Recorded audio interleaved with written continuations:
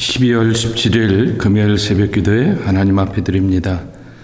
시온에서 나팔을 불며 나의 거룩한 산에서 경고의 소리를 질러 이 땅 주민들로 다 떨게 할지니 이는 여호와의 날이 이르게 됨이니라. 이제 임박하였으니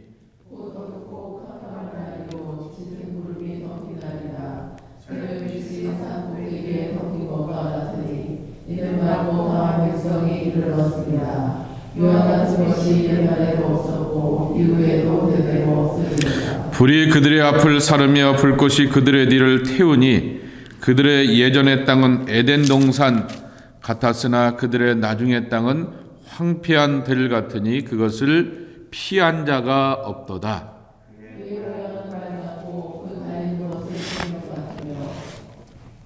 그들이 산 꼭대기에서 뛰는 소리는 병거 소리와도 같고 불꽃이 검부른 사르는 소리와도 같으며 강한 군사가 줄을 벌이고 싸우는 것 같으니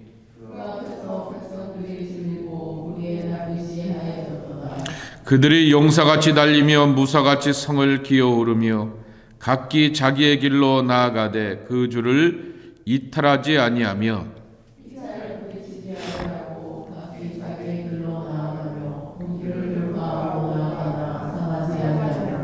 성중에 뛰어들어가며 성외에 달리며 집에 기어오르며 도둑같이 창으로 들어가니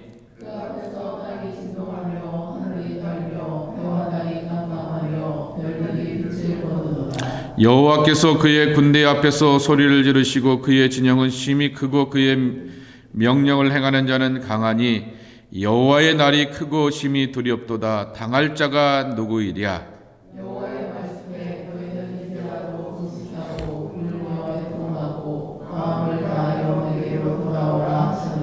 너희는 옷을 찢지 말고 마음을 찢고 너희 하나님 여호와께로 돌아올지어다.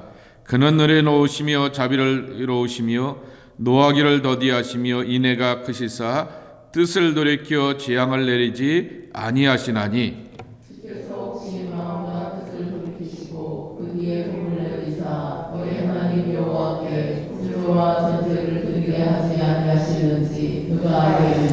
너희는 시온에서 나팔을 불어 거룩한 금식일을 정하고 성회를 소집하라.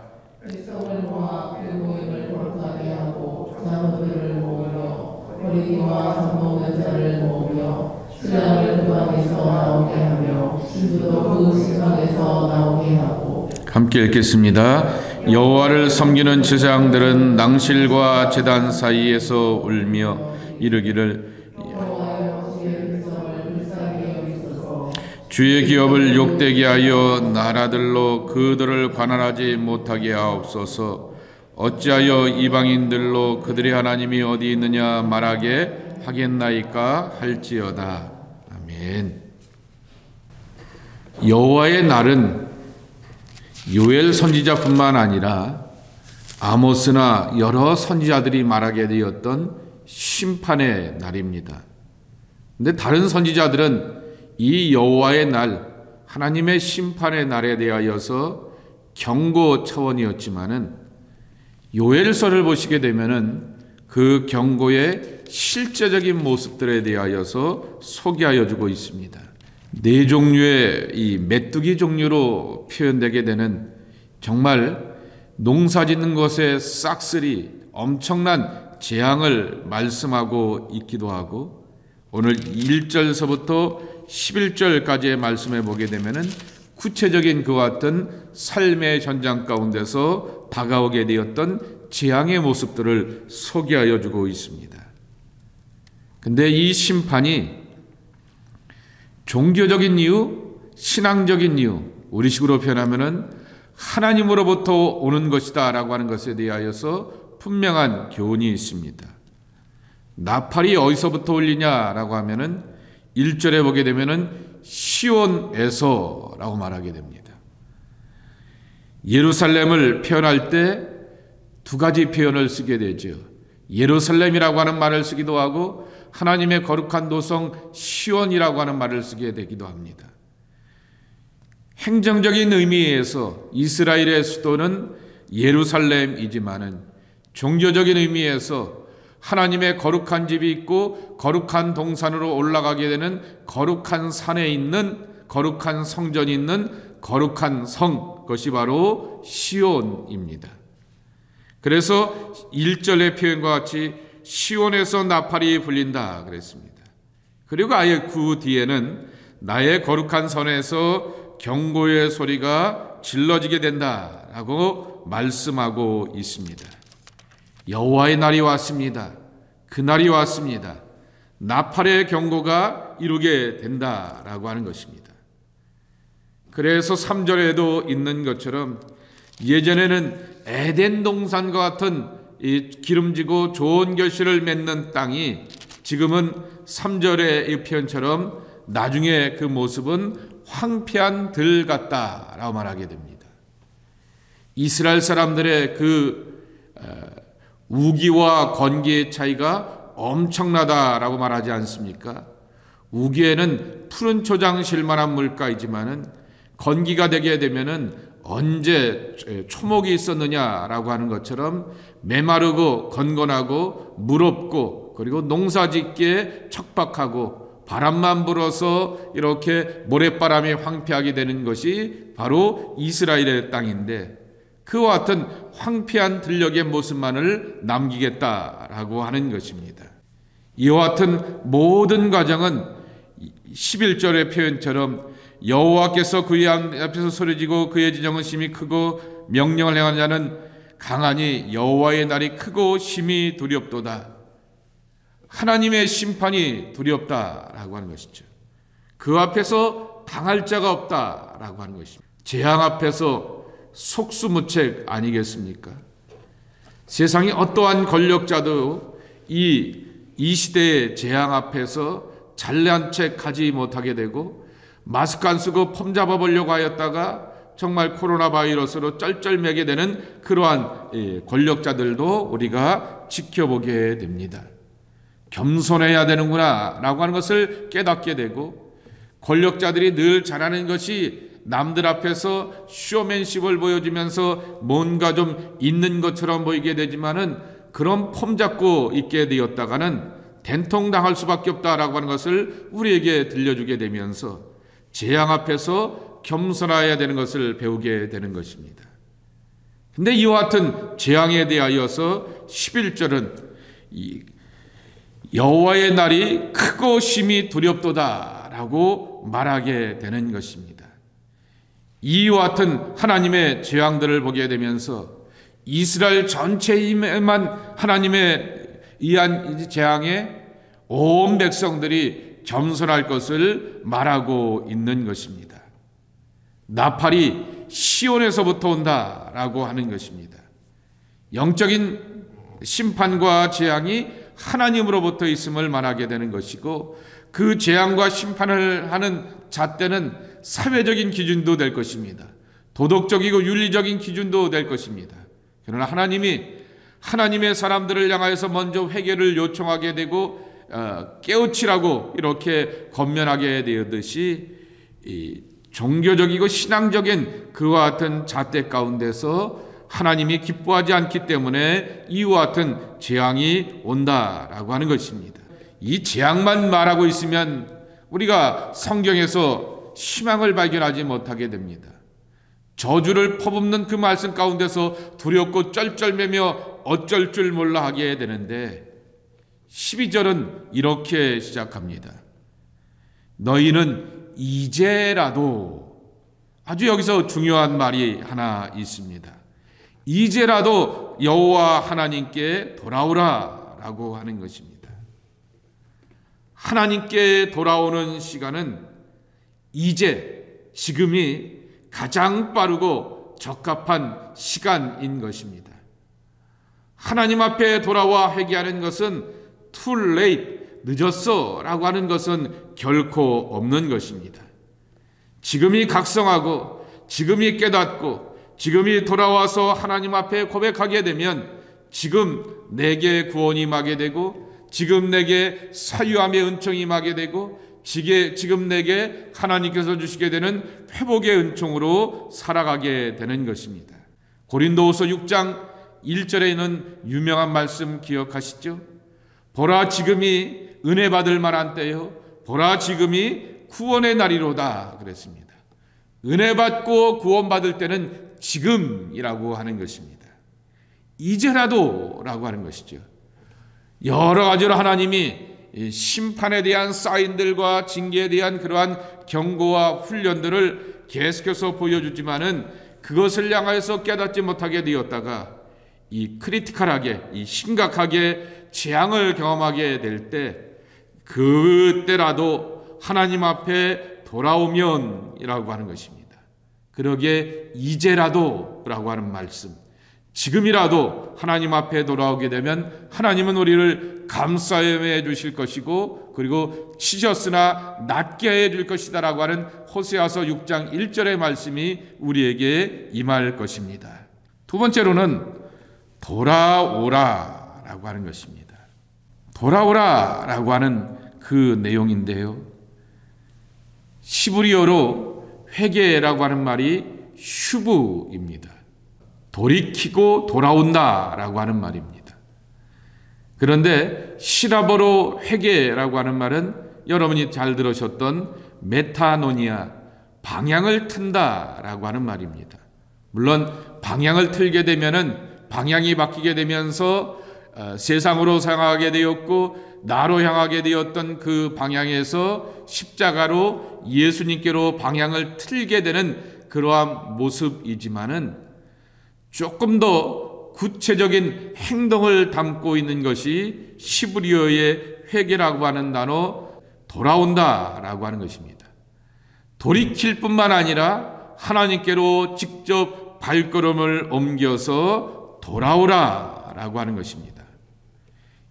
아주 적극적인 몸의 실천과 행동으로서의 실천을 담고 있는 것이 바로 이 하나님, 이 성경에 말하게 되는 회개라고 하는 것입니다.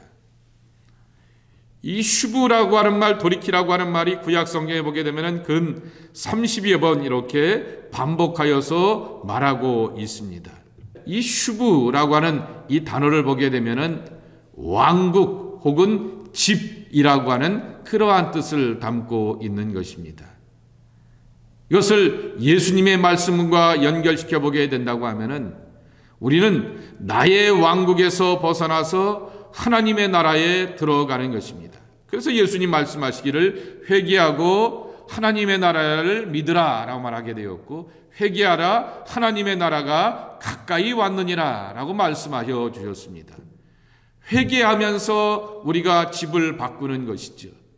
회개하면서 우리가 궁전을 바꾸게 되는 것이죠. 회개하면서 내가 머물 곳을 바꾸게 되는 것입니다. 내가 만들어 놓았던 집, 내가 꾸며 놓았던 나의 세계, 내가 만들어 놓게 되었던 내가 의미 있고 뜻깊은 나의 공간, 그것에서 벗어나서 하나님의 나라가 가까이 왔으니 그 하나님의 나라에 내가 들어가고 그 집에 머물고 그분의 다스림과 통찰에 있는 것이 바로 슈브, 회개의 참모습인 것입니다. 나의 왕국에서 벗어나서 하나님의 왕국으로 들어가는 것이 회개하는 자의 참모습이라고 하는 것입니다. 돌이키는 것에 대하여서 요엘서에만 나오게 되는 아주 독특한 회개의 내용이 있습니다. 13절입니다. 옷을 찢지 말고 마음을 찢고 너희 하나님 여호와께로 돌아오라 라고 하는 것입니다. 이스라엘 백성들이 회개할 때 대표적인 사람의 모습을 공적인 자리에서 공적인 인간이었던 다윗이 밧세바 앞에서 범죄하게 되었던 그 이야기를 듣게 되면서 자기의 머리를 풀어 헤치게 되고 옷을 찢고 베옷으로 갈아입게 되고 머리는 이렇게 볼품없고 철렁철렁하게 되며 몸에 죄를 뿌리면서 회개하게 되었던 그 모습을 기억나시게 될 것입니다. 그것이 바로 옷을 찢는 자로서의 회개하는 자의 모습입니다. 요엘서는 더 아주 철저하게 회개를 요구하게 됩니다. 옷을 찢지 말고 마음을 찢으라 라고 말하게 됩니다. 그 회개하는 자의 모습이 어떤 것이냐라고 하면은 구체적으로 표현하게 되면은 14절 말씀해 보게 되면은 하나님께서 뜻을 돌이키시고 복을 내리사 너희 하나님 여호와께 소제와 전제를 드리게 하시지 아니하실는지 누가 알겠느냐라고 말하게 됩니다. 소제와 전제의 회복인 것입니다. 이거는 일상의 제사입니다. 화목제와 희생제와 이런 속건제와 이런 것은 이슈가 있어서 드리는 제사라고 한다면은, 소제 같은 경우에는 날마다 드리게 되는 감사의 제단, 이것이 소제인 것이죠. 그리고 곡식도 가볍게 이렇게 갖고 가서 드리게 되는 그러한 제사인 것입니다. 일상의 제사를 하나님이 받지 않는다라고 말씀하여 주셨는데, 일상의 제사, 일상의 예배가 회복되고 그 예배 가운데서 하나님을 우리가 만나고 경험한다라고 하는 말씀인 것입니다. 특별히 내가 죄를 지었을 때, 특별히 너에게 잘못을 하게 되고 상처를 입히게 되었을 때, 무슨 속건제와 화목제의 제물을 가지고서 나가는 그러한 제사로의 제사를 받고 안 받고가 아니라 내 일상의 제사와 예배를 하나님이 받아주신다라고 하는 것입니다.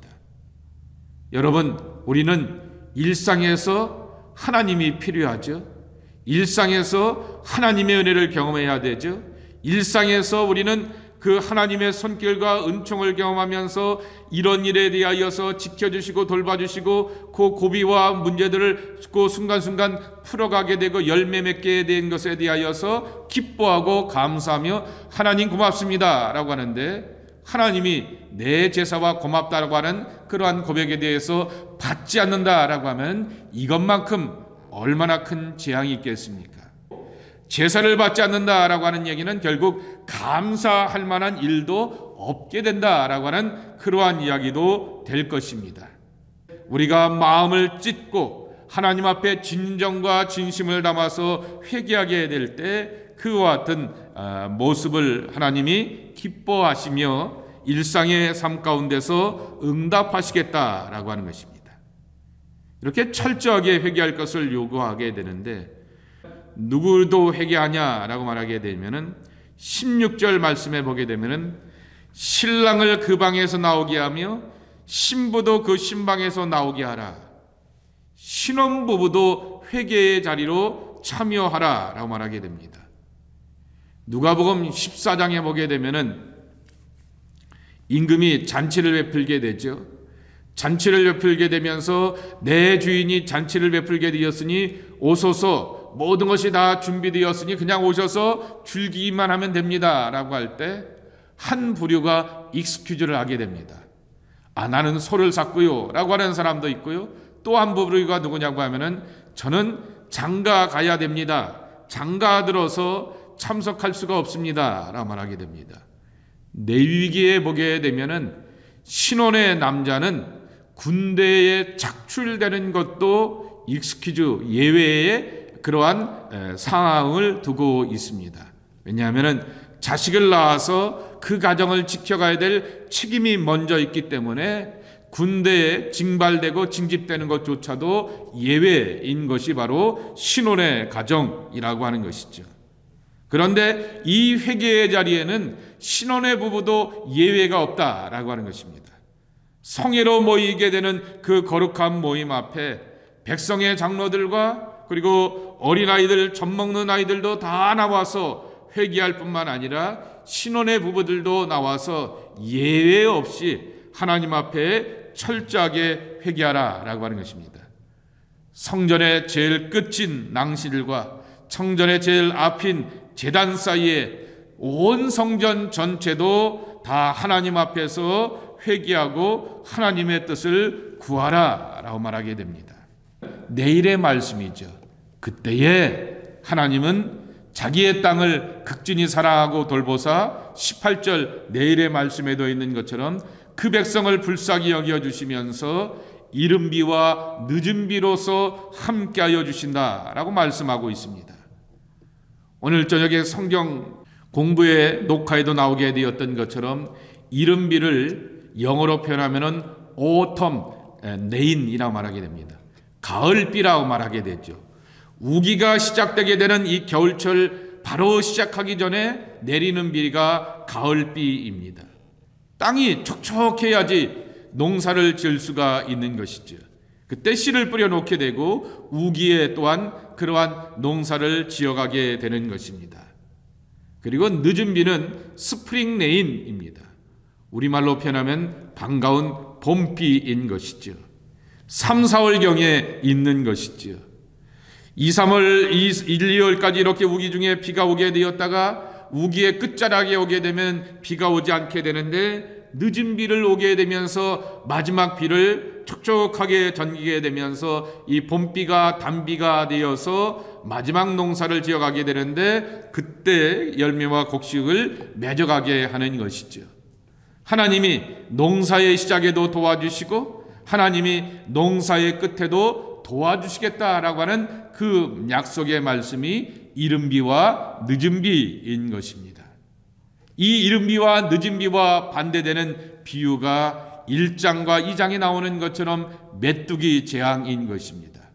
초토화, 싹쓸이, 그리고 희망 없음, 그것이 바로 회개하지 않는 이스라엘 백성들을 향한 하나님의 심판이라고 하면은 여호와 하나님께로 생각만 돌이킬 것이 아니라 발걸음을 돌리면서 하나님을 향하여서 하나씩 하나씩 돌아와서 믿음의 발걸음을 맺게 되고 마음의 옷을 찢고 철저히 고백하며 회개하는 하나님의 백성들을 향하여서 하나님은 이른 비와 늦은 비, 농사의 열매와 결실을 맺게 해주시는 약속의 하나님이 되신다라고 말씀하여 주고 있습니다. 우리는 비가 필요한 사람들입니다. 우리는 하늘의 은총의 단비를 먹고 그리고 삶의 농사와 수확을 거둬가야 될 사람들입니다. 날마다 하나님 앞에서 나의 부족함과 연약함을 고백하며 나의 소재와 전제가 오늘도 하나님 앞에 연락될 것에 대한 엄청난 기대를 가지고서 늘 나의 신앙의 부족함을 고백하고 하나님의 은혜를 구하게 되었을 때 회개하고 하나님의 긍휼과 은혜를 구하는 여러분의 기도와 간구 가운데 하나님께서 들으시고 응답하여 주셔서 이른 비와 늦은 비의 축복이 여러분의 삶의 자리 가운데 촉촉히 젖어드는 복된 모습이 있기를 주님의 이름으로 간절히 축원합니다. 하나님 감사합니다. 이른 비와 늦은 비의 축복을 주님 안에서 누려가기를 원합니다. 농사 지어가면서 삶의 결실과 도목 가운데서 뜻깊음이 있어야겠고 열매 맺음이 있어야겠고 소재와 전제를 드리게 되는 감사의 제단을 쌓아가는 복된 사람들이 되어야 하겠습니다. 일상의 제단이 하나님 앞에 연락이 되고 일상의 문제를 해결해 주시게 되는 하나님의 손길을 경험하는 저희들의 복된 삶이 되기를 원합니다. 하나님, 그러기 위하여서 날마다 모든 일에 휴부의 백성이 되기를 원합니다.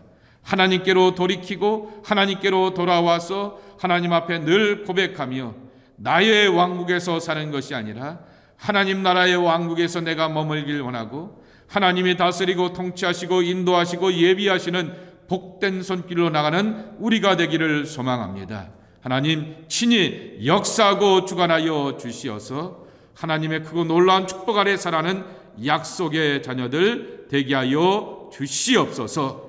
오늘도 주님 앞에 나와 기도하는 당신의 백성들을 붙들어 주시옵고 또한 늘 고백하는 모든 고백 가운데서 용서함의 은총과 평강을 도와해 주시기를 소망하오며 삶의 수확과 결실로 인도해 주기를 간구하올 때 예수님의 이름으로 축복하며 기도하옵나이다. 아멘.